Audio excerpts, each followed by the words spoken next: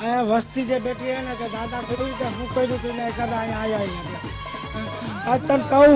કે મેં શું કર્યું પણ તું આવી જાય મારી વસ્તી આવી જાય મેં હો ગઉં છું ને આગળ મારા અહીંયા બાળાના પાદર ઉપર બેઠો સોનગરાનો બાપ પૂજ્ય થોડિયા નંબો આવતી હોય એની વાત કરે આજે જાંભર જોઈએ ચૌહાણ કુટુંબમાંથી હું આવું જેવો તેવો નથી